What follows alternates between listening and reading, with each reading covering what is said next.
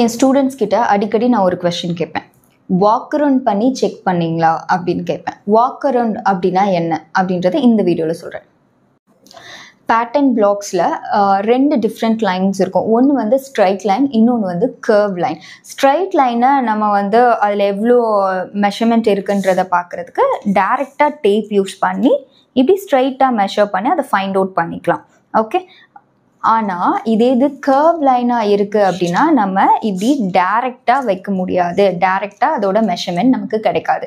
So இந்த curve லைனோட measurement, அதாவது இதில் எவ்வளோ இன்ச்சஸ் இருக்குது அப்படின்னு நம்ம தெரிஞ்சுக்கணுன்னா வாக் அரவுண்ட் பண்ணி தான் தெரிஞ்சுக்கணும். அது ஏன் வாக் அரவுண்ட் அப்படின்னா, இந்த மெஷரிங் டேப் இருக்கு இல்லையா, இந்த மெஷரிங் டேப்பை இந்த கர்வில் வச்சு நம்ம கொஞ்சம் கொஞ்சமாக மூவ் பண்ணணும். இந்த ஃபிங்கர்ஸை ஒரு ஸ்டெப் ஃபார்வர்ட் அப்படியே ஒவ்வொரு ஃபிங்கராக கொஞ்சம் கொஞ்சமாக இப்படி மூவ் பண்ணி நம்ம மெஷர் பண்ணுவோம். ஓகே, ஸோ இந்த மூமெண்ட் இருக்கு இல்லையா, இது வாக்கிங் அந்த ஸ்டைலில் இருக்கும். ஸோ அதனால இதுக்கு வாக் அரவுண்ட் தி கர்வ்னு நம்ம சொல்லுவோம். இப்போது இந்த கர்வ் லைன்ஸ் எதுலலாம் இருக்கும் அப்படின்னா நம்ம பாடிஸ் பிளாக்லேயுமே இருக்கும். அதே மாதிரி மெயினாக பார்த்தீங்கன்னா நம்ம ஸ்கர்ட்டில் இருக்கும்.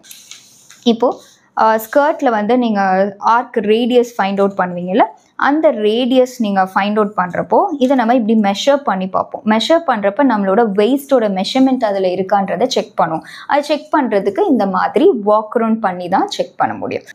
So this is called walk around the curves.